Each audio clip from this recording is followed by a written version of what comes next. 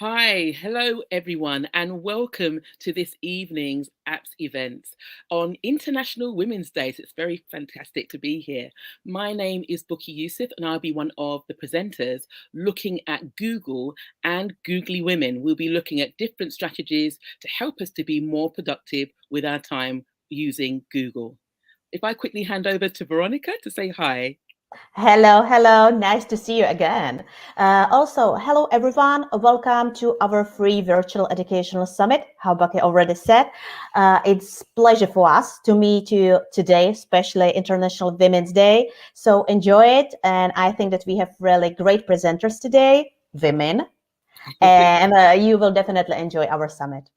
All right, thank you so much, Veronica. So let me just get our uh, slides ready, actually, share my screen, Definitely.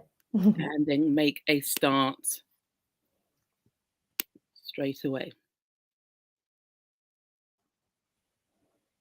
Okay, so hopefully you can all see this. But I wanted to start before we get into our three presentations, just by sharing a few headline features. So you can actually get free 60-day trial of Google Workspace for Education Plus by using the link that you can see on the screen, appsevents.com/workspace. And if you are into Google, which I hope you are, this will be a worthwhile trial because it's 2 months basically of great access. Now, if you are joining us through different platforms, Twitter, LinkedIn, wherever you are actually, please make sure that when you post anything about this, that you're learning or new insights, that you use the hashtags that you can see on the screen. Hashtag Google PD and hashtag apps events. This will help us be able to see the different posts that are actually being shared across the different platforms. And more importantly, it will help us see who's joining us and also to look at what you are learning this evening. So you have three of us today: Wendy Pescott, freelance Google certified educator, trainer, and innovator. Very fantastic what she does. We have Georgina Dean, director of digital strategy, and myself, Bukky Yusuf, who wears multiple different hats. Like to thank our sponsors, our Premier Summit sponsor, ACER for Education, but they are allowing you to actually win some free seats. This is great opportunities here. So free seats of any future apps event, bootcamp or summit. Now, in order to do this, you need to go to the link that you can actually see, gsummit.link/ACER. You can also use the hashtag ACER for Education or the profile at ACER_education. But if there are any questions regarding comments or trial units, then you can actually get in touch via email, acerforeducation.emea@acer.com. Now, apps events can help with a wide variety of different things. And this is the latest one that's going to be starting in April for 6 to 8 weeks. Data literacy for schools and harnessing the power of Data Studio. And there are a number of great course takeaways. Most importantly, with regard to data, you will understand your school's data in terms of different aspects of the academic aspects, wellness, attendance, and extracurricular. There will be methods for collecting and cleaning data. I think everyone will be interested in that. Creating and customizing your Data Studio reports, and effectively unwrap the story your data is telling you so that you can understand the data from the context of your learners or your school. Now, this is aimed at school leaders, data teams, and EdTech leaders. And as I said earlier, the second cohort of this begins in April 2022 and will run for approximately 6 to 8 weeks, and it's all taking place online. Now, if this is something of interest to you, then you can actually contact you, send an email using the details below, james@appsevents.com. Okay, so almost there. So you can get ISTE certified, by bit.ly, that's how I say it, /ISTE online. And this is an AE learning lab. So if you're interested, there are lots of different things. And I think this is really apt for us moving forward from the pandemic experiences we've actually had with EdTech. There are lots of different things I think a lot of you will be interested in: digital age learning, student learning, professional growth, digital citizenship, and digital aid work. So you can find out more about that with the link you see on the screen, www.aelearninglab.com. I think these are great opportunities, so grab them. Okay, so again, just to remind you about our speakers this evening, you'll be starting off with myself, then Georgina Dean, and we'll be joined at 7 o'clock with Wendy Peskett. So, on to my session. Increase your productivity with Google Sheets. Now, if you're like me and you may have spent many hours, days, weeks struggling with the basics of Sheets, this is for you. This session is actually for you. But I want to say something. The caveat is this is for beginners. So some of you might be thinking, we know all of these things. I guarantee you many of us do not. Now, in addition to that, linking to International Women's Day, I am a network leader for London, Women Ed, and I want to be 10% braver. Now, what do I mean by that? So you will see a number of shortcuts and features that you could follow in your own time. And what I'm going to try and do live is try and actually model some of those shortcuts live. Let's just hope that the tech does not fail me, because something usually happens, but I just wanted to show you that these particular things do work. So let's make a start. I always say use shortcuts. There are a number of people that still don't use shortcuts. I'm determined to get more people on board. And simple things like Control A, which means that you can select everything on the screen with just 2 clicks of a button. Control C, copy the selection or the whole screen if you selected it all. Control V, paste. Control Z, undo something you might have done. Maybe a mistake, you've entered some data incorrectly, or Control Y, where you realize, actually, I did want that data. These are just a small handful of a lot of different shortcuts you can actually use. So shortcuts can save you time. Now, again, some of you might think, well, we've done this before. If, like me, you actually want to try and fix the header, so you've got a lot of data, maybe for a cohort of students, hundreds of students, sometimes when you're scrolling down, you're not quite sure what the titles of the header actually was. So you can actually use these tips to actually help you fix the header, so that as you scroll down, the header remains and you can actually see what you're looking at. And I'll show this later on for you. So you go to View, you freeze the rows, and as you can see, you have an option of the number of different rows. And what's fantastic with Google Sheets is that you can freeze up to 10 rows. So that does give you some flexibility and allow you to navigate your way on the screen. Deleting blank rows. Now, when I led a department, when you had blank rows, I spent time trying to copy paste from one document to another document, and it all went horrible, because sometimes you would actually mistakenly copy things. So if you are interested in deleting blank rows that you get in any data sets that you receive, you select the data range, you create a filter, and then in that, you go to Data, then Filter, and you filter out the blanks. And I'm going to be modeling this for you.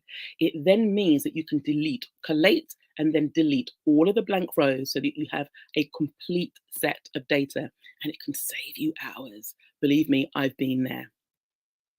Now, this one is a favorite of mine. Switching data that is presented in columns. So if you see the data at the top of this image here, the data goes across in columns. But sometimes you need it to go down in rows, maybe because of the way in which you want to work. Maybe that's the way in which it's being requested for you in terms of formatting.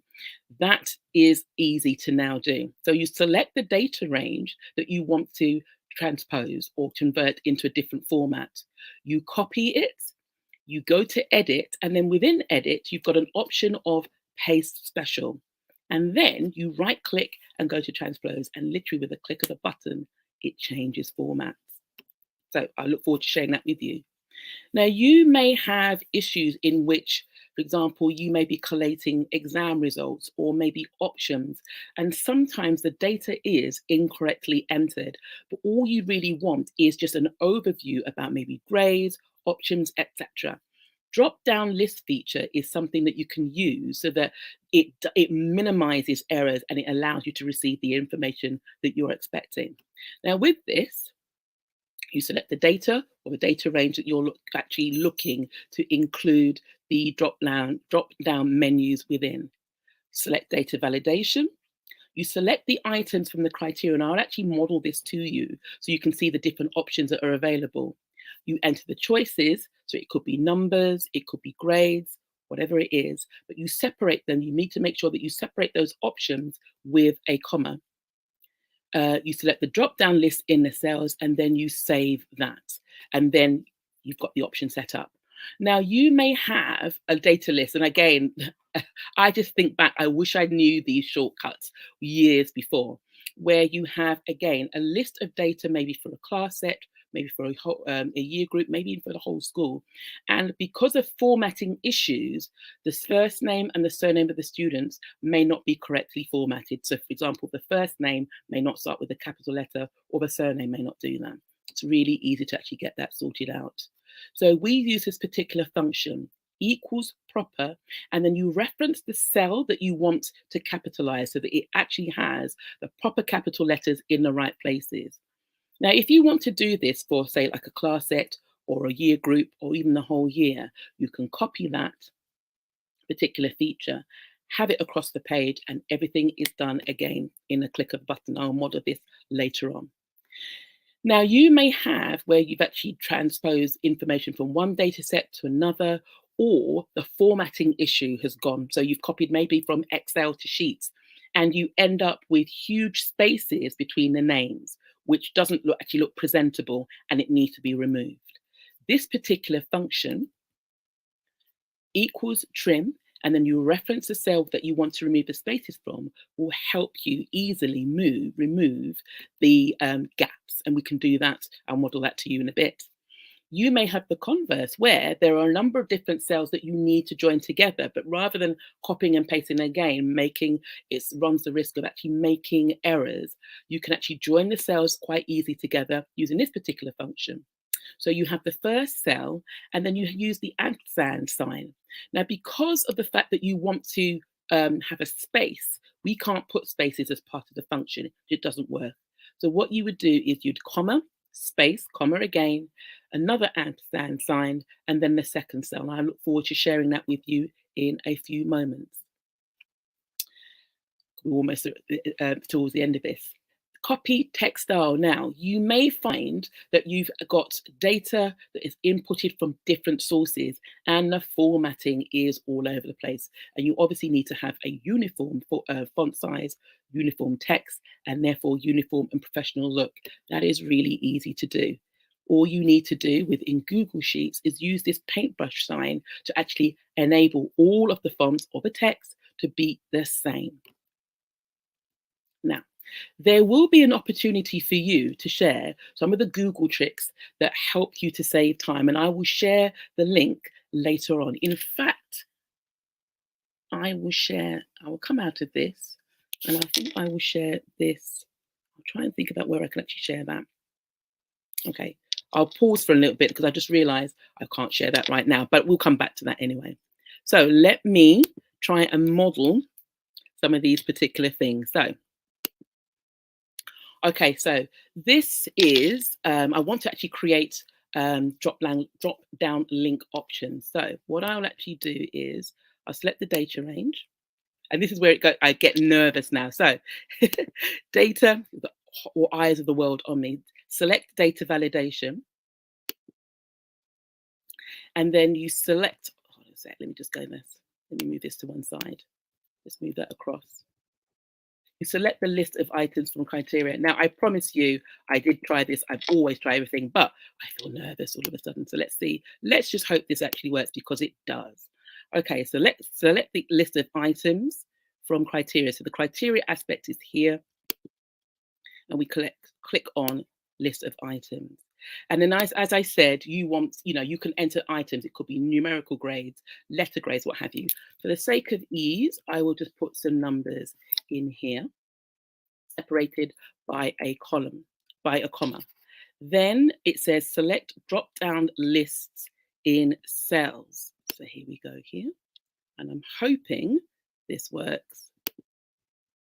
Yes, magic. Now, you have the different numbers and things that you need there. So again, if you want to have that across the column, as I say, Control C, just copy that, and then just paste it all the way down.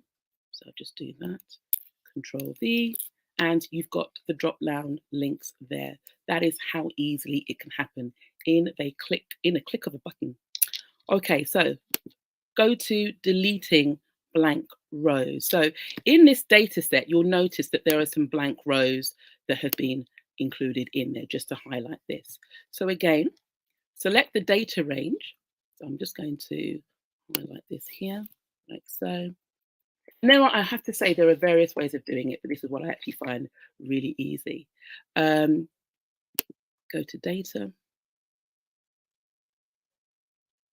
Ooh, I've done it wrong. Okay, I may have to. Ooh. Okay, so yes, the filters are already here. So you can already see that the filters are here already. So if I just show you this, I click on this, in this particular column, you have got blanks, you've got the names of the students as well. So if you clear all and then highlight the blanks, click OK, you will see the rows that had no data in there whatsoever. The blank rows are highlighted. So I will highlight that and then delete selected rows, so that when I remove the filter, okay, so select all, okay, this should work. The blank rows, no, they're not working. Oh my goodness. Right, so I think I've done something wrong, because the blank rows should have all been removed. I think I might have done something wrong there.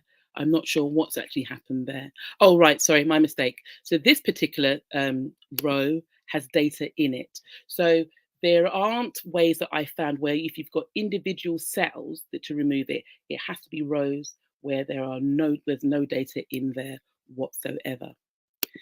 Now, if you're scrolling through a lot of data and you realize, oh my goodness, with the data sets, there are blanks. It's not easy to individually see those. So what you can actually do is, if I just do this,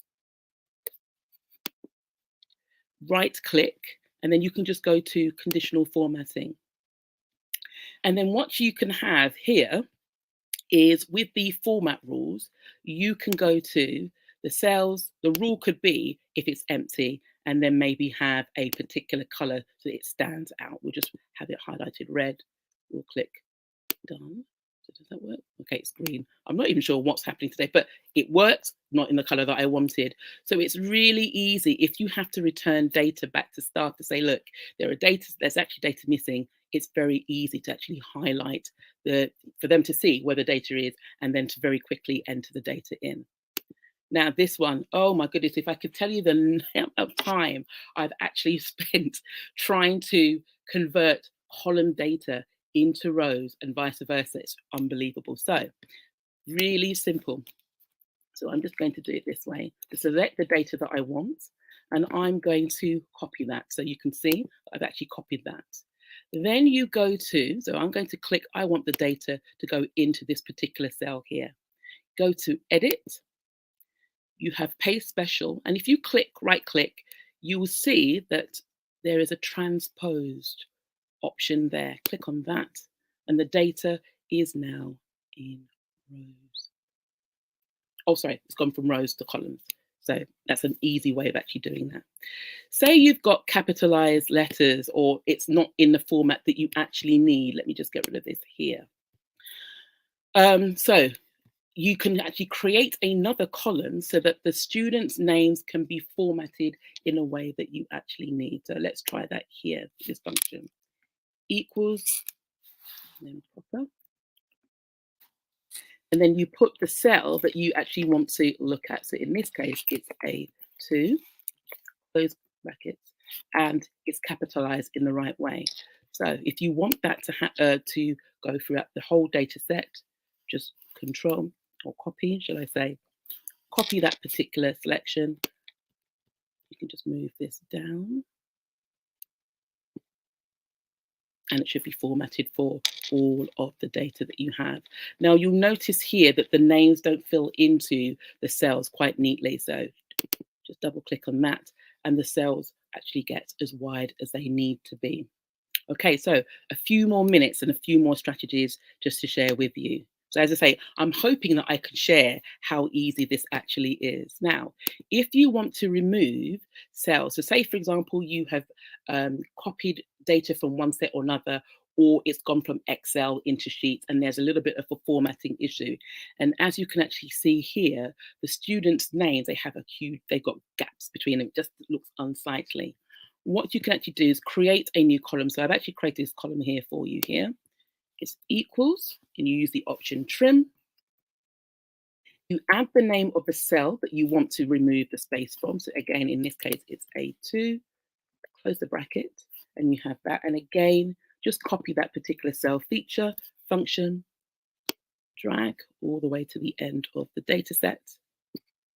And you have that done there. Okay, so let's look at joining cells together. Okay, so I have got 2 cells here. I just want that so that I've got the list of the students and the intervention they're going to undertake and which day it is on. So if I just put this here. Okay, and the function is, so you will put in the first cell. So in this case, it is H2. Let's put in H2. Again, H2. Ampersand. Just hope this actually works. We need a space, so we'll put that there, ampersand again, and then the second cell I want to join it with, which is I2. Yeah, and again, so it's actually joined those 2 cells together. Just to click on this, it should actually make it wider. I'm not sure what's happening there, but it's been formatted, although it's now disappeared again. So not sure what's happened there, but you saw it there again. I think it's probably just nerves on my computer here. And lastly, last few minutes here. So I've put at the bottom that we've got some new students who have joined the class, but the data that was copied from another data set isn't quite as it should be. So what I'm going to do is I'm going to copy those. I'll put this into here now. Now that was not meant to happen, so let's just try that again. Let me paste that there. Okay, so now let's practice this. If I select that, select the font I want to change, click on this, click on that. No, try it again. Okay, so click on this. It does work. I promise you it does work. So let's try for the 3rd time. Okay, just do that. So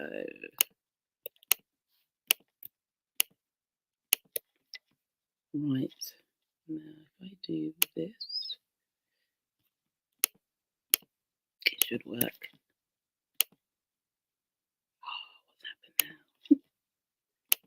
Let's try.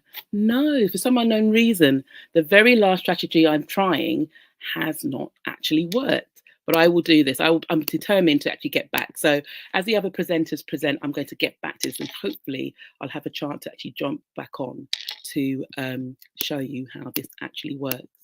So I will try and share this Jamboard link so that you can respond to this particular question here.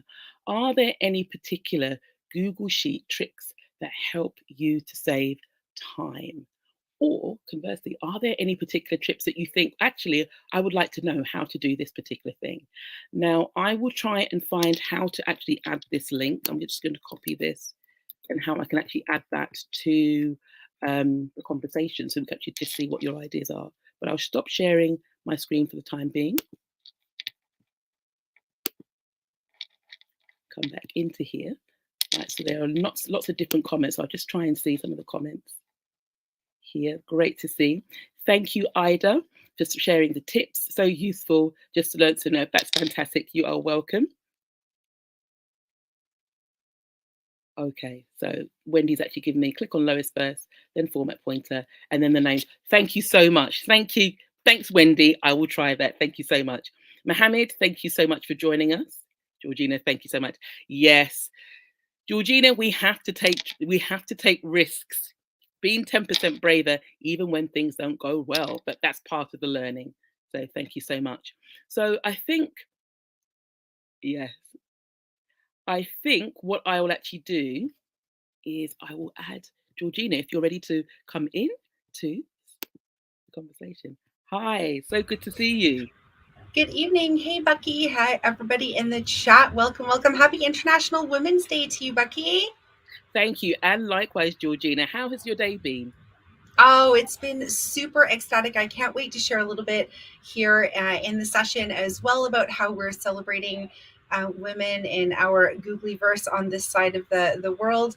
But I just wanted to give you a big shout out as I'm joining the stream today because, excellent modeling from yourself to show just how important it is to take risks. And I think sometimes, part of celebrating women is the fact that we're taking massive risks every day, especially in the tech verse, as it would be called, which has traditionally been led majorly by the male population. And so I think it's really great. We don't always get it right, women or men, but we are all taking risks. And I think it's really important to embrace the risk taking, and that's how we learn and grow. So yeah, a big shout out to you. It's not always easy to do live on air. So yes, congratulations.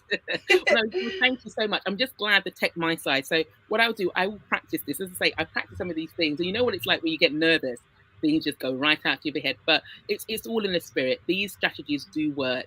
And I'm looking forward to share more in future. But as I say, anything to help us to be more productive and just to showcase as women, what we can actually bring to the ed tech realm.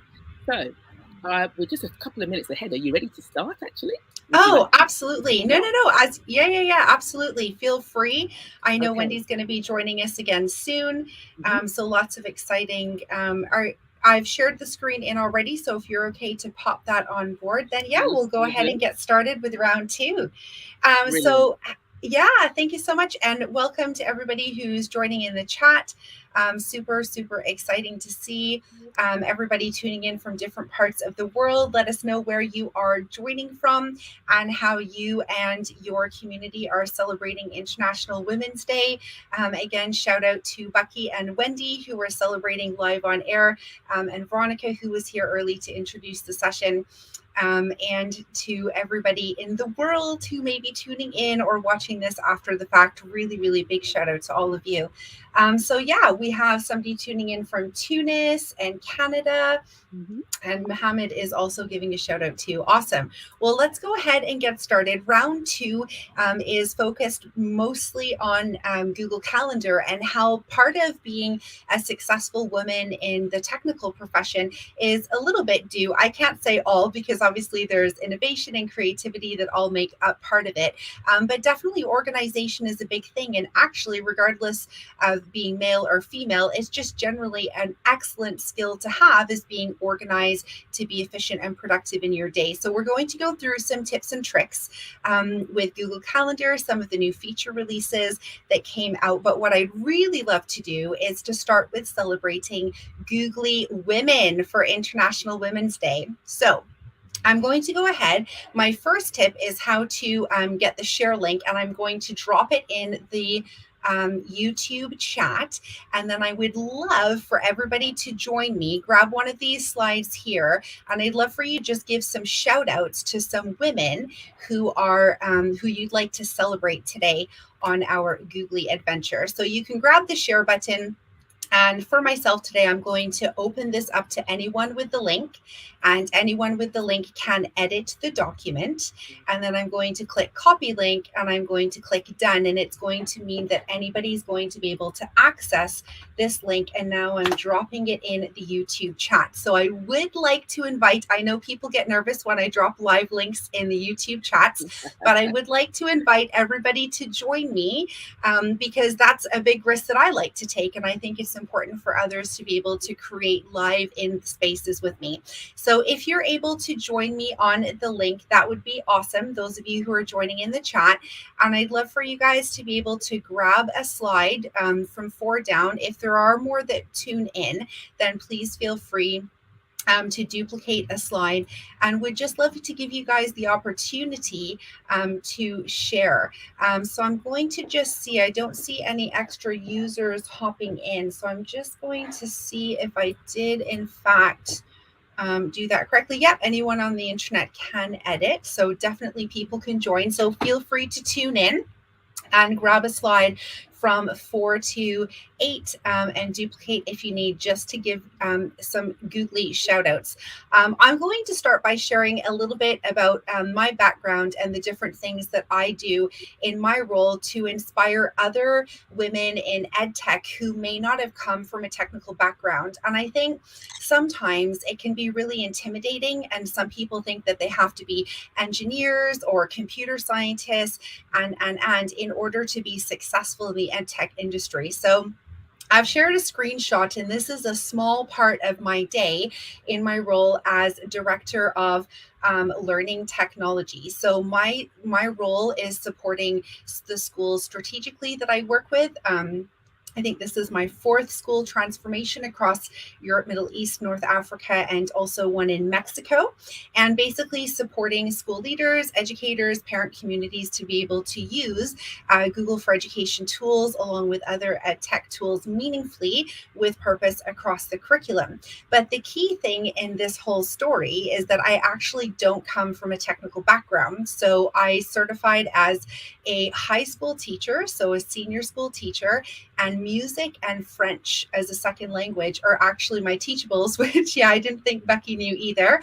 So that's probably a new share for many joining in today. But I wanted to share of myself vulnerably, because I want people to know that, you know, it's okay to change your mind about what you want to do in your life. It's okay to change your career, your path, and you just never know where life is going to lead you if you just open yourself up to new opportunities. So, you know, I was teaching one year, and then Apple was introduced to our school, and I fell in love with the personalization I was able to do in the classroom with students being in small groups, working on iPads together, some on MacBooks. And I was like, wow, look at how their learning is progressing so meaningfully and more rapidly than not. And I started my ed tech journey, and here we are after traveling several countries and supporting several schools and learning all these great Googly tools. So this snapshot that you see on the screen here is a Google Certified Educator Bootcamp. It's 2 women that I work with at school who gave me permission to share this on social media today. So shout out to Rachel and to Emma. Rachel is a music school teacher on the left from the school that I work at in the primary, in the elementary sector. And Emma works in our administration community. So she works with admissions and other parts of administration. And the key there is you don't have to just be an educator to actually join Google communities. I'm running into the I can't speak anymore after my long day of speaking. But you actually just have to have a love of trying to improve yourself. You know, Emma, she doesn't work directly with students in the classroom, but she uses some of the Google tools in her role. And she knows that by coming to a boot camp, she's going to improve her skills to help her improve her job and also just develop herself. And I think that's what's so great about the Google Workspace for Education. So I wanted to highlight that today. And not only does Google offer these Google Certified Educator Bootcamps level 1 and level 2, but then if you'd like to become Google Certified Trainers like Bukky and I, and Google Innovators, then you can also continue to develop and progress yourself with Googly tools. So and, you know, there are other, you know, Microsoft offers similar types of pathways with their tools as well. But it's one of the things that I love about Google is also the professional learning network and just the people that we get to meet, like Bukky and I connected, and we've already done a podcast together. We're going to meet up in London this weekend for Women's Day celebration at the conference. We're probably going to run into each other again at BET, although not confirmed. So there's loads of things. There's loads of things to continue to developing, and the learning never actually really stops with Google. And so this is what I really wanted to say, is that you just never know where it's going to lead you. You can also learn to administer the Google Admin Console, and Apps Events also offer free training. If you go onto their website, there's sections there where you can take these free courses. There are 3 different levels, and you can certify on your knowledge on actually supporting schools administer Google Workspace tools across the school community. So there's just so much to dive into.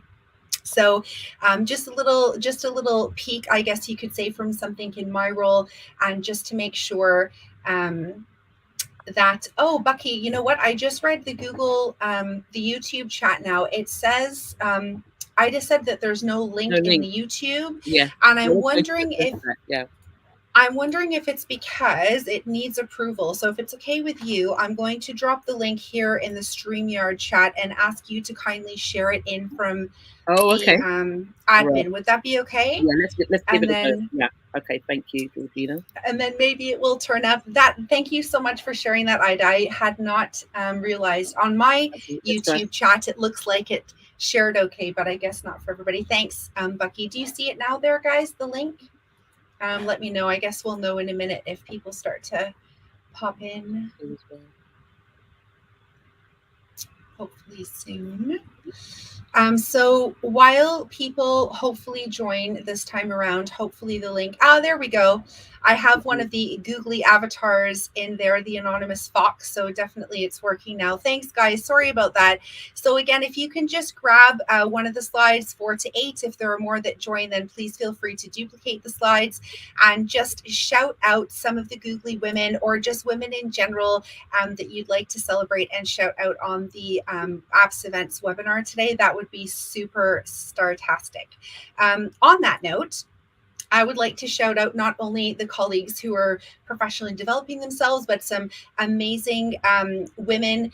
So I'm just going to verbally shout them out. Please try and connect with them on Twitter. Obviously, we have Bukky and we have Wendy here on today's call. Big shout also to Mel, who's part of Global GEG. Shout out to Shannon. Shout out to also Katie Wells from GEG UK, Adriana from GEG APAC, who hosts a lot of sessions out in that region of the Googlyverse. And just shout out to all the women who are participating in a GEG globally.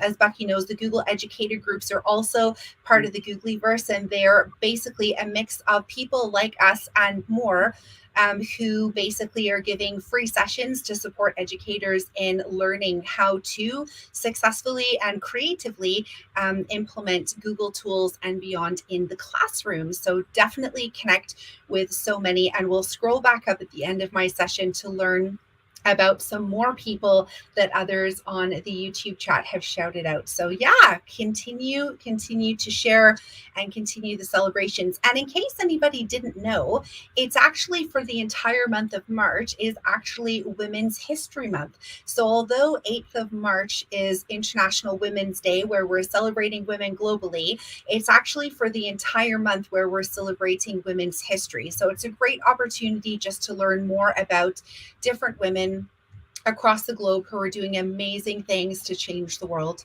of education and beyond. So few other tips on Women's International Day from the Googlyverse, and then we will end with some Google tips and tricks on Google Calendar. So as always with images in my Google slide, feel free to click on them, or in the speaker notes down at the bottom, you'll be able to click on links. So the first 2 slides are related to doodle archives on International Women's Day across the years. So if you click on this link, it will take you to International Women's Day, and it will explain to you how it's like an animated slideshow of doodles across the year. You'll also get a chance to see how the sketch notes were created for International Women's Day from Google Doodles. Then they break it down and share who are the doodle team for International Women's Day.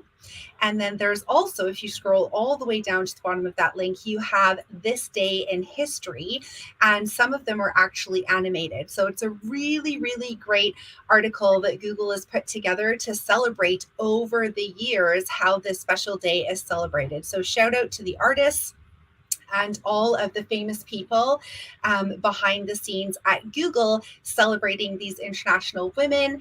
Shout out to Dan, who's also joining. from Apps Events. Welcome, welcome. This next link is really awesome. It is an article also posted today by Google, all about women as Google developers. So celebrating global women in tech. So you can click on that article and it will take you here. And we're just doing a little scroll down to scan. Again, all of the amazing women that are supporting as education, not just education, sorry, computer science, engineering, all the different Google developers in Google. So really, really inspiring, and you can just see the diversity. Anybody's able to take this path, right, Bukky? It's open to anybody. So be inspired, connect with these amazing women leaders, and follow their story, follow their journey, be inspired. It's so wonderful to read this morning. It's very uplifting, isn't it? And I think, right? As you said, Georgina, as well, the fact that we all come from different backgrounds, it's just affirming the fact that you don't need to know, technology inside out in order to make impact within the EdTech arena. Yeah, so please share this. If you're inspired today by the stories of other women or by any of us on the call today, then develop, learn, grow, connect with people, learn and branch out. It's just amazing what opportunities are out there if we just take the risks and connect and keep trying. Okay, the next one is 5 female new founders that you should know, also published today from Google and from our outreach. So if you click on that link, it's going to take you to this article here by Amanda Golden, and it's all about the Google News initiatives and different outreaches that are happening around the world. Also, women from different backgrounds in different areas and what they're actually doing to create sustainable outreach initiatives globally around the world. It's just absolutely phenomenal what is happening in the world. So please, please, please take a second, have a read through this, women fighting against violence, creating communities, supporting women all over the world. It's just so refreshing, so breathtaking. I know these women are also being celebrated on Twitter and LinkedIn by Google, but I wanted to drop that article here. So definitely take a look and get involved. So Google News, Google developers, sometimes, Bukky, in the world of Googley education, sometimes we don't know that actually Google is, a commercial platform, by nature. And so there's actually loads of different strands of Google, and it's not just education, although that's pretty special since Bukky and I are part of that, of course, and many others, but there are other areas that you can grow and be part of. So definitely take a look at that. And if you're interested in starting to develop yourself, this is an example of an email that I send to staff at my school when I invite them to a boot camp that I put on for work. So if you're an instructional coach joining the call today, or if you're senior school leader and you'd like to grab that as a copy to invite others to your boot camps, there are links to all of the Google tools. Like, for example, if you click on this one, Google for Education actually build this tool. And as a Google certified trainer, we can actually use these directly to help staff train and learn about different tools and skills they can master. So when I do the boot camp, like I shared a little bit earlier, staff have access to all these links that are available from Google for Education, as well as instructions on how to sign up and register for the exam. So if you're interested to grab a copy, please feel free. And just in time, Bukky, like almost on the dot, half the session to celebrate Googley Women and half the session for Google Calendar. So how are we doing in the chat? Let's take a look. Great. And I'm going to come back up to the top, guys, in a little bit to celebrate the shout outs. I see somebody's already taken initiative to share some people they want to shout out on today's session. So that's awesome too. Okay, great. So let's move on to organization. So as we said earlier, obviously there's lots of different talents, lots of different skills, and lots of different information that you can build and develop in order to be successful as a woman in the world, whether that's education, engineering, and beyond. So Google Calendar is one of my personal favorite tools. It helps me to stay organized as a senior leader in the school. Not only do I have a lot of regular meetings that I have to go to, but I also have a lot of different things that happen on the fly. So for example, a vendor may call and say, oh, I need to meet with you about this, or I may need to meet a vendor and have to schedule in a call. Somebody may reschedule a meeting and I have to move the meeting, but also it's a good opportunity to reflect on, actually, am I maximizing my time to be the most efficient I can for my main role, which is to help support educators and leaders around the school. So Google Calendar helped me to do that. So if you're on the Google slide deck with me, you'll see that each of my little calendar logos have links in them to support you with all of the different things we're going to look at together now as we move into Google Calendar. So I do have my Google Calendar open, but you can also get there from the Google Apps menu, which is just next to your avatar on the right. So when you open the Google Apps menu, you'll be able to click on Google Calendar and it will open here. Now, this is my trainer domain, which again is another awesome thing from Google. When you become a certified trainer, they give you the opportunity to have your own domain so that you can practice and get really good at the Google tools so that you can come on sessions here, like with apps events, and share your awesome expertise and knowledge like Bukky, Wendy, and myself. So you get to have this Google domain and you can use it to do sessions. So with Google Calendar, you can absolutely, I'm just going to go through some top tips now, guys, but please, if you have any questions about Google Calendar, definitely drop them in the YouTube chat so that we can go over them together. Happy to answer anything live as well. Okay, so in Google Calendar, some top tips for myself is on the right-hand side next to the Google Apps menu, you have a little arrow next to the word week, and you can actually change your view. So if you wanted to see your month at a glance, if you do have events, I know my calendar looks fairly empty because it's my trainer domain, but if you were to see my work one, there's very few empty spaces, just FYI. And as I'm sure is Bukky's calendar as well.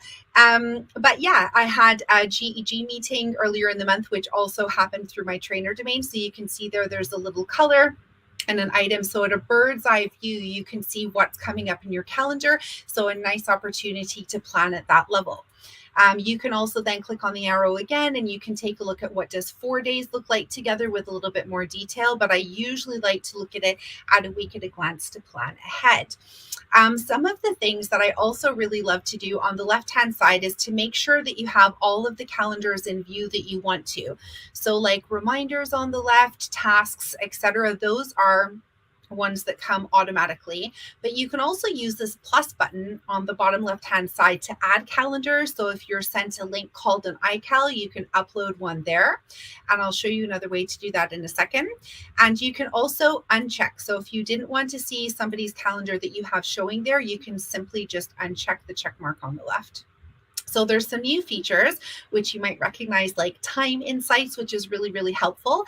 And you can also search for people. So if you have other people in your school calendar, obviously Google is very intuitive and tells me who are the other GEG leaders around the EMEA region that I've been communicating with recently in my trainer domain. And so they show up immediately. So immediately shout out to Farah, who's GEG Amman leader in Jordan, Denzel from Abu Dhabi, Abid from GEG UK, and Abdul from GEG Nigeria. So a few of the other Google people to celebrate as well. And some of the tricks that I want to show you also are in the basic calendar invite. So you may have noticed that we have a few new smart chips at the top of a calendar invite, and I'm not sure if people actually have tried using them. If you have, let me know which one of these new features is your favorite in the chat. My personal one is focus time, so we will start there for sure.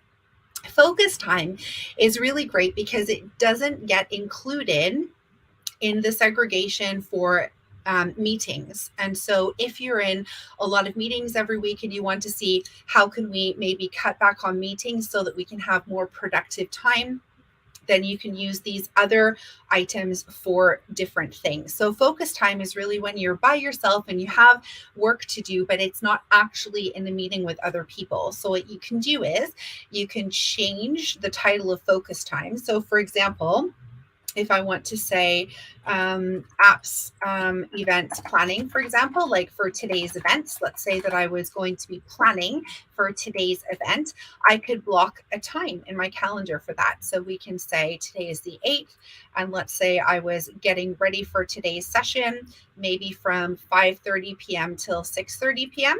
till 6 p.m. as the show started at 6.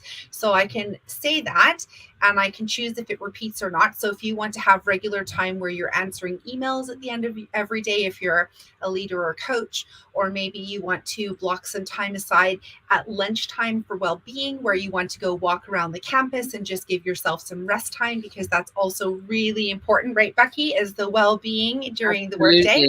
Absolutely. Yeah. Yeah.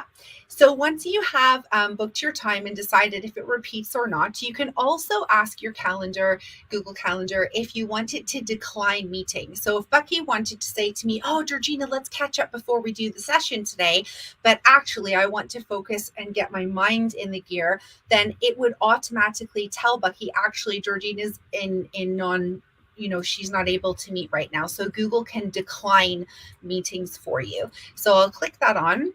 And that also does new and existing or only new meetings. You can also add a personalized message here, and you can say, I look forward to seeing you online on YouTube at 6 p.m. on the 8th March. So you can also use it as a way to encourage others to join in your session as well. You can ask Google Calendar to find rooms. So if you wanted to let people know where you're working, you could absolutely add a room, as long as your Google administrator has set up buildings and rooms in your console. You'll be able to do that. And you can also add a description. So I like to do this on a Monday morning, for example, is set the tasks I need to do for the week that I'm going to spend the first hour and a half of my week doing to get ready for work that week. And you can also add meeting notes. You can also choose if you want to add it to a different calendar or yours. When you click save, it's going to add this message here. So you would click save and decline any meetings that exist already. And then you'll see, and I'm just going to zoom in so people can see it well. Do you see that, Bukky? What icon do you see there next to the apps events? I can't even see. Oh, headphones. Is that headphones? Headphones. Yeah. Have you seen that before? No.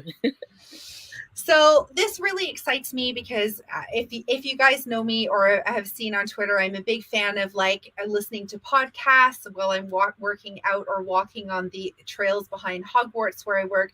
And so that was very interesting. But what I also found very interesting was that even like my boss was like, oh, that is so cool. And so people find it exciting to want to try out these new things just because of the feel and the look. So Google always does a really good job. I don't know what you think, Bukky, of their user interface. I always say it's super user friendly.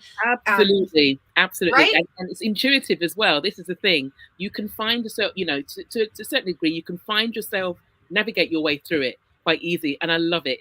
Sleek interface, lovely to look at. So brilliant. So check that out, guys. Have a go. Remember, if you're not meeting with someone else and it's just your focus time, that is when you would use the focus time so that people know that they can't meet with you, and you can set those settings as I shared before. Another thing that I can do, so right now I can say that I'm out of the office if I'm going on holidays. So for example, I click on out of the office and I can say, right, we are going to be on the Easter holiday break from the 28th of March. And I'm going to click all day. And we are returning to school on the 19th. So I'm going to say I'm out of the office until the 18th of April. And it does not repeat, and it will automatically decline meetings. And here I can put a new message. I'm currently on holidays, but look forward to connecting with you on the 19th of April. Happy holidays. I always like to say happy holidays because we never know if people are celebrating all of the holidays that exist. So always just a happy time away from work, and we leave it at that to be mindful and respectful of everybody. So I click on save, and what that does is it saves and declines any meetings that I have. But as you can see, it sort of transparently blocks out the days on my calendar. So visually, I can also see that I'm not available to book meetings. And at a bird's eye glance, if I do this from the month, I'll be able to see that I'm out of the office. And if I click to go to April, it automatically tells me that I'm not there. Also, if somebody looks for me in my organization, so if Bukky and I work together at the same school in a dream world, and we'll just add Wendy into the loop for good measure, because that would be amazing. Yeah, so if Bukky was trying to search for me and say, oh, Georgina, we really need to meet up to connect on the next Googley thing, she can see from the calendar as well, when she types in my name here, that actually Georgina is currently out of office, which hopefully Bukky will be as well on holidays at the same time as me. So yeah, that's one thing. So you can do out of office, you have focus time. And I think Wendy's joining in just a couple minutes late, so I'm going to go over a few minutes if that's okay, Bukky. Oh, well, Wendy's in the background, but yeah, a couple of minutes. Is she? Yes, she is. Oh, great. Okay, yes, good. Awesome. So another thing you can do here, I'll share one more tip and then we will move on, because I want to go back and celebrate everybody. So I just want to take a look for a second at the time insights. So again, when you're booking something, you can do focus time, out of office. There's also task and there's also reminder, but we might not have time to go over both of Joe's, just because I celebrated a lot about the Googley Women earlier, but I do have links in my slide deck on this slide to those. So time insights, for example, this one here is create goals in Google Calendar, focus time, and add meeting notes. And then there's a really awesome 12 teacher tips for Google Classroom. It's a Google slide and video, so you can take a look at that. And it's put on by Sethi de Klerk, who also does a few videos with apps events. So you can take a look at that as well. And I guess what I want to do now is just look at the insights. So if I click on more insights, it gives me a time breakdown on the right-hand side. And this is probably one of the newest features that have recently come out for Google Calendar with Google Workspace, but probably the most helpful in a reflective manner, so we can think about how to improve our efficiency each week. So it breaks down on the right-hand side, how much focus time have you had this week? It tells you how much one-on-one time. So it looks at if you have a meeting with just one person, with 3 or more guests, if you've needed to respond, how much free time do you have? And it allows you to adjust your working hours. So if you want to let people know, I finish at 5 o'clock in the evening, or 3 o'clock or 6 o'clock, whenever, maybe you have a split day, then you can do that. It also breaks down for you time in meetings. So you can see at a calendar view, is it a one-time meeting, recurring meetings? And it helps also the people that you've allowed into your calendar to see also trends on how you're spending your time. So it's a great conversation piece when you meet for professional reviews and professional learning with your line manager, to just break down and say, hey, this is what's happening in my calendar. Recently, do you have recommendations? And it's just a great professional learning piece. And then people you meet with, you can pin up to 10 people so that you always have shared meeting time, and this can happen as well. And there's always, as usual, the little question marks in Google Apps, and if you click on those, they take you to learn more on the feature or the app that you're in. So some really great tips and tricks on Google Calendar there. And I'll take the last minute or so, guys, just to take a look at the top here to see some of the shout outs that people have met. Oh, that's so lovely to see. So shout out to Kat Lemon, agreed, from GEG UK, and also Wendy Peskett, who have been excellent mentors and trainers on the Inclusive Trainer Community course. I couldn't agree more. And this is from a Googley person called Rachel from Northern Ireland. Thank you so much for sharing the shout out today, Rachel. That's beautiful to see. And then we have also here from Muhammad, happy Women's Day to all the women out there, mother, sister, wife, and a special shout out to his mother, who is battling for her life these days. So we wish her obviously the best of health in that time, Muhammad, and wish her, as you stated, to live her life bravely and fiercely, as many do. So best wishes to her indeed. And thank you to you and Rachel for sharing your shout outs. And if you're watching this on demand, there's no reason that you can't still share shout outs for the women who are supporting you, who are making great strides, both professionally and personally across life. So feel free to tag us, to tag them, celebrate them on social media and more. So with that, I will pass it over to Bukky, but please do feel free to grab these links that are in the deck, click on the pictures. They're also in the speaker's notes. Feel free to use this to support your community in education and becoming Google certified. And thank you very much. Yeah, that's it for me, Bukky. Thank you so much, Georgina. Packed there. And thank you so much for mentioning the different women as well involved in tech in various different ways. So excited now to add Wendy. Hello, Wendy. Lovely to see you. Hello. How do I follow those sessions? Come on, guys, give me a break. Wonderful session. Saving the best till last. So yeah. We'll see. All right. So Georgina, I'm going to remove you for the time being. Thank you so much for sharing your calendar tips, which I look forward to trying out. Okay. So Wendy, how are you today?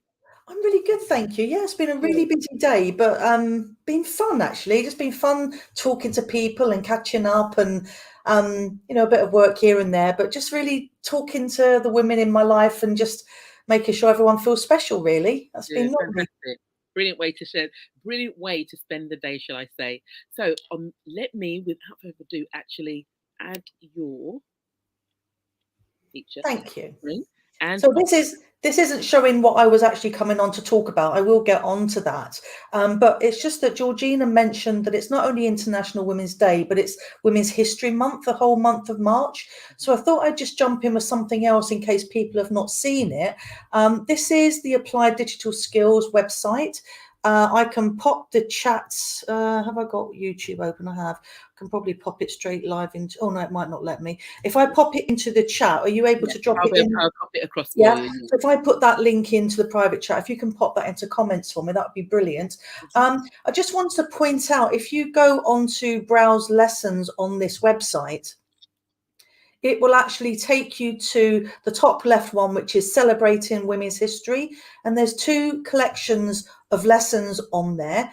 And one of them is about celebrating the accomplishments with Google Docs about women you admire. And the other one is explore a topic around women's history. And if you just click on either of those, it tells you how long it's expected to last. It could be something that's done in one lesson or over a number of lessons. But there's always more in these resources than meets the eye. So it has got, 1, 2, 3, and 4 on here. But if you click on number 3, you can see all the additional stuff that's in it and all the extension work that can be added to it as well. So I'm not going to go through this. I just really wanted to point it out so that if people are wondering what they're going to do in their schools and colleges around Women's History Month, this is something that's on the shelf. You can take it off and use it straight away if you're already using Google. So it's a wonderful free resource to use if you've never used it before. Thank you so much for sharing and highlighting this, Wendy. Yeah, I love it. I just think I love Applied Digital Skills anyway. And it's only that Georgina mentioned it, so I thought I would just pop that in as a little extra, really. Oh, fantastic. Okay, so my session really is about Google Keep and how you can use Google Keep to get yourself organised. Having been doing a bit of coaching with a number of staff again recently, I sort of remembered I've been out of education a couple of years, not in an educational institute. So you quite quickly forget some of the things that you've been seeing over a number of years. But talking to some teachers again and working alongside them made me realise again that every time you ask teachers what they need from their leaders, it's always the top one is more time. Yes. And it comes up wherever you talk to teachers, and I'd sort of forgotten that. I hadn't really forgotten it, but it brought it back to my to the front of my thinking really. And I just wanted to then think about those teachers, how I could support them. And the first way I did that was to introduce ways of them getting organised with their calendar and Google Keep, and using those two together to really organise themselves. So I'm going to start. If you've never used Google Keep before, it's basically a post-it note tool, and it's one of the core products of Google. So it does integrate with all the other Google tools there. And I'm going to start right from the basics about how you make just a basic note, just to keep bits of paper down to a minimum, up to how you can integrate that with your calendar and really organize your time and your to-do lists and things like that. So that's the plan for this session. And I do have a caveat too, and mine is that this isn't the prettiest Google Keep set you'll ever see, but actually that's deliberate, because I wanted to sort of strike that balance between this is organized and it's efficient, but I haven't spent that much time doing the decorative part of it that it's distracted and taken time away from the really important stuff. But if you do have more time, or you're very quick at making really pretty eye-catching graphics, then you can always come back in here and make this look super duper. Okay, so mine is that middle ground where it's a bit more than basic, but there's still a lot that could be done to make it really super duper looking. Okay, so that's my caveat. So let's start first of all. Let's look at how we make just a basic Google Keep note first of all. So the ways I use this is, if I'm exploring the internet, I find something and I just want to make a quick note, I pop it into a Google Keep. But on my phone, if I'm walking down the corridor and somebody stops me and they say, Wendy, I want to do X, Y, and Z. Can we talk about this? I might want to make a note of that conversation somewhere. So imagine I've just walked down the corridor, I've got my phone, I'm opening a note, and I can just put a to-do on here as a title. And I'm just going to put a quick note on here. Mr. Smith wants to run an after-school chess club, add it to timetable. So I'm quickly just giving myself a quick note somewhere that's organized rather than scribbled on a piece of paper. That's the very first thing you can do with those notes. So something very, very simple.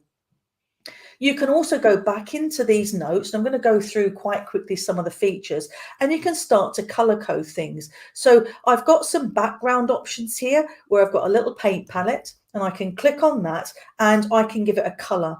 Now I'm going to give it this sort of orangey yellow color, and I'm going to close it. And I want to show you that it looks like the color that I've selected for my to-do lists. So if I go back in here, what I can also do to make things stand out really well is I can add some images to my notes. And those images are things that are just in my downloads.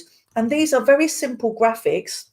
And you can see they're the simplest graphics that you can make, just a piece of colored background with the words to do on it. I've made them in Adobe Spark. I haven't even taken the watermark off. All of this is deliberate. You can make this look fantastic. I've made it look mediocre, but it's a little bit better than having nothing. And I'm going to close that again. So straight away now, that's already standing out a little bit more because it's in my to-do section, and I've started to color code my notes.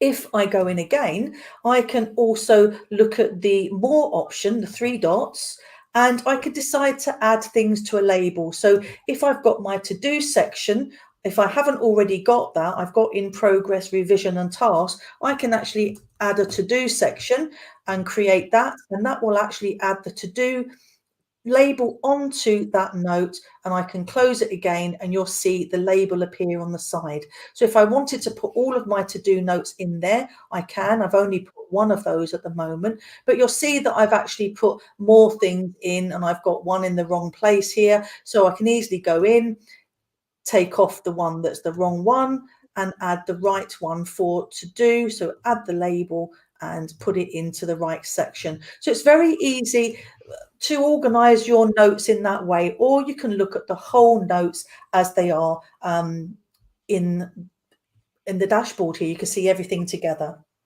So really, I wanted to look at, that's a basic note. I've started to do very simple stuff like add some headers that are a little bit colorful, put in some colored backgrounds on, sort of color coordinated so I can quickly go to different things.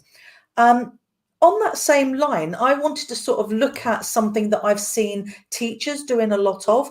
Over the last year or two, while we were in lockdown, I saw a lot of teachers spending a lot of time making really great looking banners for their Google Classroom. I don't know if you saw that trend across Twitter, but if I click on add image here, I made a very basic one. Again, this could be really improved on, but it's okay. Welcome to Finch's class, Miss Robinson. So this is the sort of banner I was seeing teachers make for their Google Classroom. But once that banner's been made, you can also add that banner to your Google Keep. So there's nothing wrong with reusing it and matching this up to your Google Classroom. And in that case, you could just have this as Finch's, or we could just have to do, and we could make some notes. So let's have a think of what sort of things do teachers do. That we'll often make a list. So let's go into the 3 dots, the more, and we can show some check boxes. So first of all, I'm making a list. So I might want to do a poster display. Let's see if I can type that right. Press enter. I might want to take the register. Let's have a look at other things. I might want to order some stationery. I'm being very generic here, as you can see, but I've started to make myself a list. And, you know, as I mark these things off, I can cross them off my list or bring them back again. So really nice thing to do. You can create one for every class that you're a teacher of. In primary, you're probably just going to have the one, but you might want ones for different projects that you're going to do.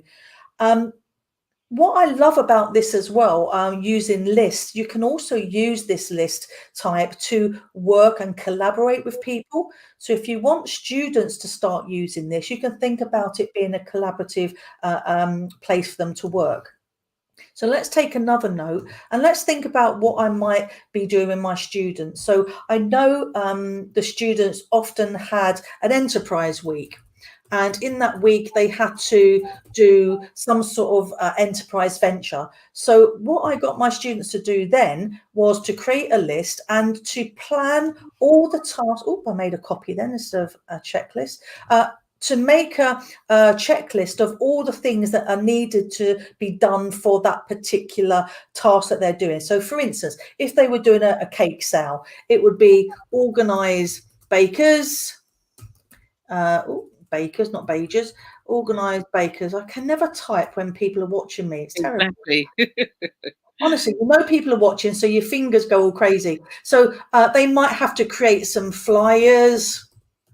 Someone else might need to get some change. You know, all the sorts of things that are needed if you're going to put a stall together. So you get all the students here to make a list. And then all you would need to do then is to add collaborators to that list. So for instance, if I now want to add myself from a different email, I could add another person as a collaborator, and I can add lots of people on here, the whole class or the whole group that are doing that enterprise week. Now, the brilliant thing about having a list that's on a collaborative note is that if one person crosses that off, it crosses it off the list for everybody. So if somebody said, okay, so what I'm going to do is on this list, I'm going to say, well, that's Wendy's job. And then this might be someone else's job. This might be Patrick's job. Can't type again. And this one might be Jamila's. Yeah, that might be their work. So they're the people that we want to do this work. So as Wendy gets the change, she'll cross it off and everybody in the group can see that she's actually done that task towards their project. So it's a great way of getting students to work in and organising themselves in a way that they can see straight away if everybody's sort of on board and at the same place. So I love that feature and I really love the way that one works. Let's have a look at some of the other features. I'm going to take you into a group here, into a label here that's got some tasks on it, just so I can remember to show you a few things. So first of all, we've already had a look at that, the student project plan. We've had a look at making the class list with the banner on the top. So let's have a look at drawing and adding drawings to Google. So in this one, it's very easy to do. All you need to do, I'm being asked to draw an animal cell. Now, this might be the sort of thing where you've got students that are coming up for revision and they want to see if they can task themselves to make a quick sketch of something for a particular exam coming up. And if I click on more, you'll notice that I can add drawing. Once I add the drawing, it opens up a blank canvas for me. I've got very limited options. I can do a few different colours, a few different types of pens, but basically it's a very simple sketch that I can expect to do. And this always ends up a bit like a peanut. It's never going to look like what I wanted to do, an animal cell. I'm just rubbish at sketching as well. But you get the idea. If I was taking my time a little bit and not being watched and being nervous doing that, I could make a little sketch. And actually using a touch screen or using a stylus or a pen, you can actually get more and more accuracy now. And I've seen some people do some great drawings with Google Drawing, but it's that art skill that I lack. So you can see now that it attaches that, not even a peanut, it looks like a thumb, but you've got a little sketch here that I've put together, and I can add those sketches to my notes as well. So I love that. I really, really do love that. Here's another one I love, grabbing image text. Now, this is one of my favorites. Now, this is something that you don't often see in any other tool, really, but I'm going to just add a very simple graphic to this task sheet. So I'm going to click on my images again at the bottom, and I'm going to pull this one up. And the reason I'm pulling this graphic up is because it actually has quite a bit of text in it. So I'm going to take off the task and remove that so that becomes a bit bigger and you can see it a bit easier. So if there's more than one image, it makes the image small. If you take one of them off, it gets a bit bigger. It's not too difficult to understand that. But there's a lot of text on this particular image.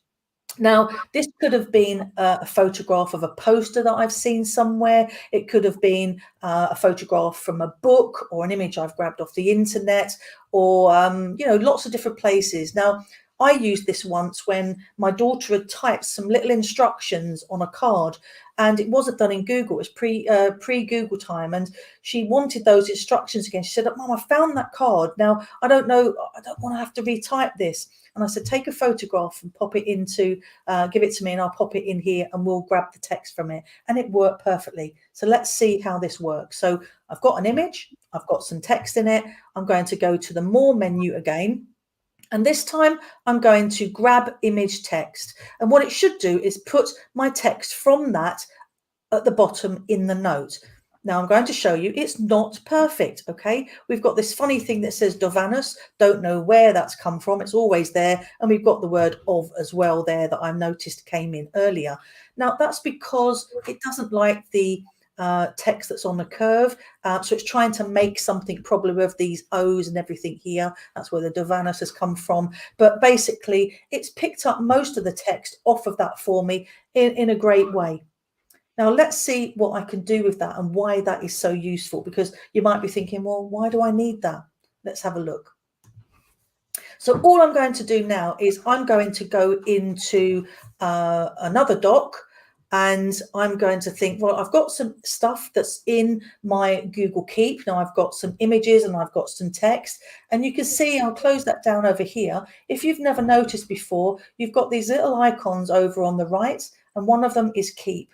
So if I open that up and I click on this one on the menu, the three dots, and I add it to document, what it's going to do is going to pop both the text and the image from that Google Keep straight into my doc. So if I've made all these random notes and I've been sort of using it quite reflectively, throwing some notes in there, I can then grab all of that stuff and put it in my Google Doc, and then start to actually use it to collate a more coherent piece of work. So that's my thought around that one. We'll just take a break for a second. Do we have any questions at the moment before I go into the next bit? No, my question is, how many more tips can you share, Wendy? I'm a complete fan of Google Keep. So yeah, the more the merrier, but from a selfish viewpoint. I've got about 2 or 3 more things that I'll show. This one I use all the time. This, let's have a look. What have I done here? So this one. So I do a lot of work where I work with lots of other people all around the world, and quite often these people are giving me information in a doc or something like that, and I've got to do something with that information. So for instance, somebody might have given me put a graphic down, not this particular one, I've got the JPEG of this one, but a similar sort of image where someone said, "Oh, I've got this image and can you add it to the website?" And they haven't shared me the actual original image. Now in Google Docs, if I right click on that image, I don't know if you've ever noticed, but there's no way of me saving that document. There's no download or save, although I've got that option in some of the other types of word processors. But I didn't let that bother me, because what I quickly realized, and I need this weekly, if I right click, I can save that image to keep.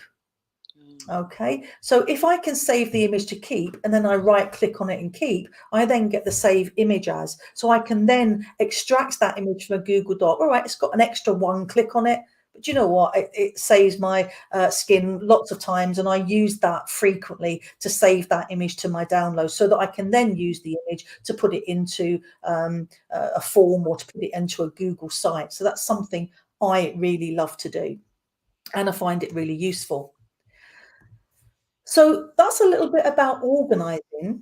I just want to give you some sort of tips on, I've shown you a few things that students might find useful as well, but I really sort of want to look a little bit more about how I can do some of this stuff with students. So I've got this voice notes here. Now, I haven't done this on my Chromebook. It doesn't allow me to record this on the Chromebook. I'm hoping that will become a feature one day. But if I was on my phone here, I would have just an extra button on here, which would be a microphone. That would be the only difference. I'd have a microphone, and I could just press that microphone and record my voice. Okay, so I won't press play, but that's just me saying these words. Google Keep Notes are brilliant. Okay, that's me. That's my recording. But what you've seen also, as well as putting the audio file on here, it's also transcribed the words as well. So where I showed you grabbing information from Google Keep and putting it into your Google Doc, this takes it another step.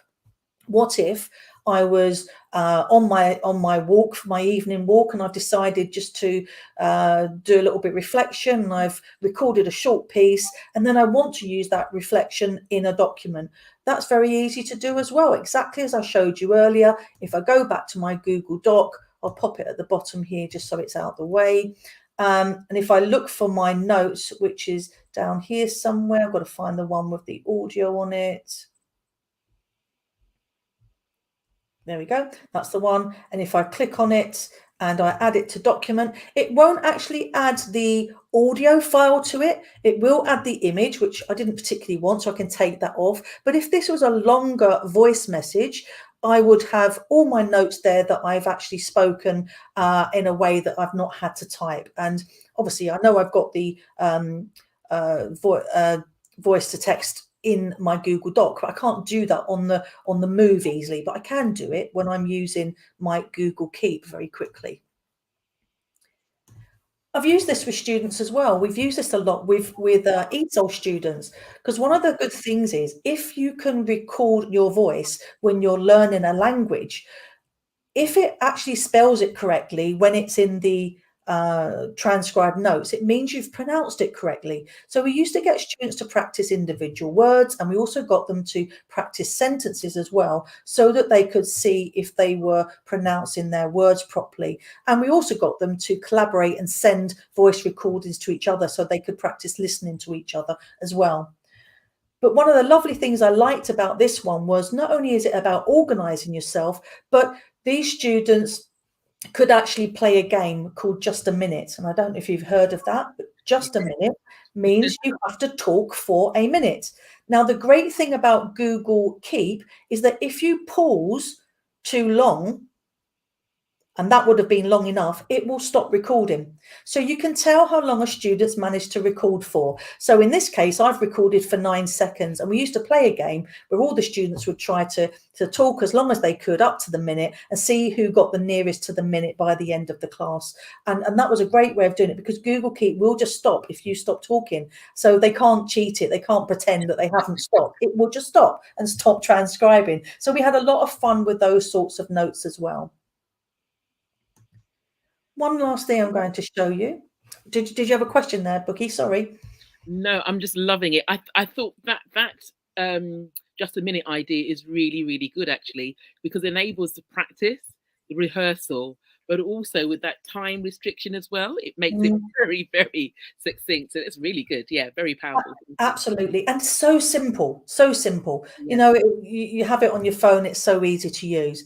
So I'm just going to go into my tab and look at this revision one. And this is one that I got students organised with. So when students are revising, we know that the whole goal of revising is that you look at things regularly, you read things out loud, you look at images, you draw the image, you know, you don't look at things just once. You look at it this week and you look at it in a week's time and 2 weeks time.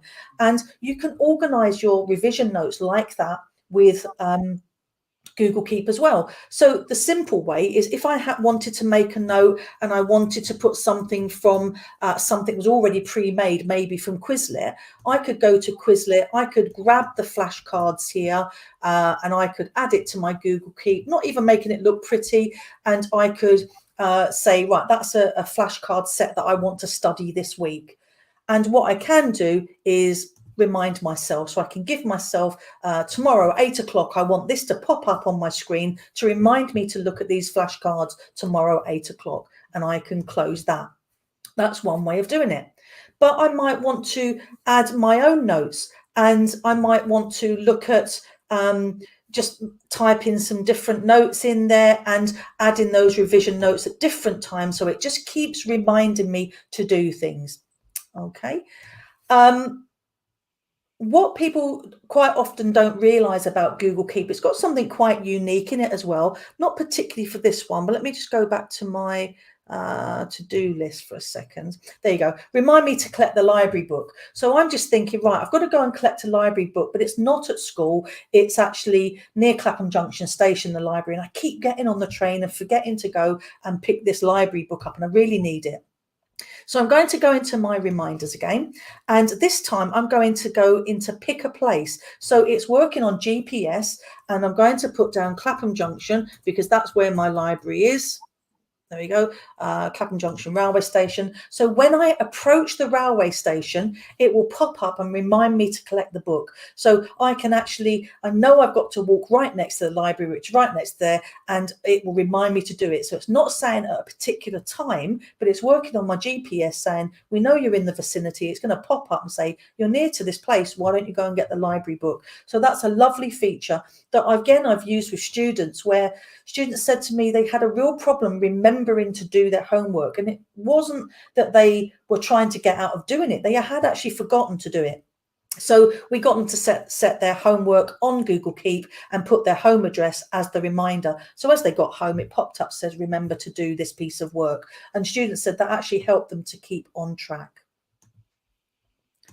Going back to the last little bit on the revision, making sure that students know how to do that. But I want to look at the search feature as the very last feature, I think, that I want to show you.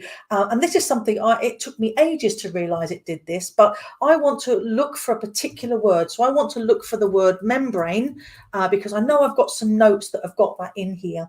And I know I've got one little card on here that's got the word membrane written on it because I typed it. But this is the interesting one. If I open this one up, there is no text on this one that says membrane. The actual word membrane is actually in the image itself. So what a wonderful way of being able to collate your revision, knowing you can search for something and it doesn't even matter if the word exists in the text. It exists on the image, and that's enough for you to be able to search for it. And I love that. I just think that's such a wonderful way of working. So, so good for students and teachers to be able to find their stuff.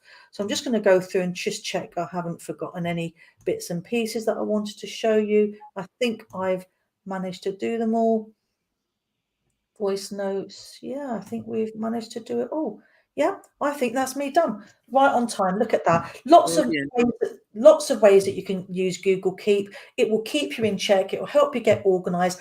One more thing. Sorry, I do have one more thing. That's what okay. about if I wanted to do a revision task, this particular one, and I think, right, I really want to do this tomorrow, and I've got to find a time when I study this image. So what you need to know is every Google Keep also has its own URL. So I can just copy that, and bringing that in line with what Georgina was doing, I can add that to a particular point for revision. So revise this, and I can just put a link on the bottom, paste it in, and that will be cells, and click OK. And when I save that now, I've got something that reminds me. I can actually get this to pop up as well, and it will take me straight back to my Google Keep. It'll open Keep first of all, then it'll open the actual individual note for me to study. I think that's a wonderful way of getting yourself on track. That's brilliant. And I love that. I love how you combine two features, Keep as well as calendar. Very, very smart way to end your presentation, Wendy. I think you did that on purpose, actually.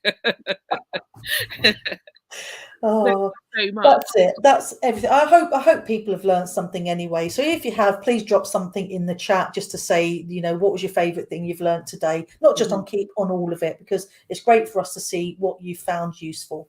Yeah, no, thank you so much, Wendy. And thank you everyone to actually joining us this evening. So Wendy, I'm going to now take you out, but have a good evening. Thank you so much for joining us today. Thank you.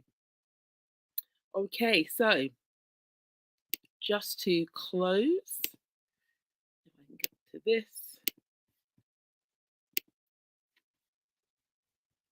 And then go back to here. Right, so just to bring everything to a close, we'd like you to take an opportunity to check out the world-leading Acer Chromebook range. And I'm a fan of Chromebooks anyway, so I've loved them for years. Very versatile tools and very easy to use. The sizes actually range from 11 inches to 15 inches. You've got the traditional open and shut or 360 form factors, rear and world-facing cameras with a stylus, Organise, never heard that word before, but the fact that you can actually protect it from drops over a meter is fantastic. Extreme heat, extreme humidity, and rain resistance. Now, if you're interested to hear more information about this, please use the email details noted below, acerforeducation.emea@acer.com to find out more information about that.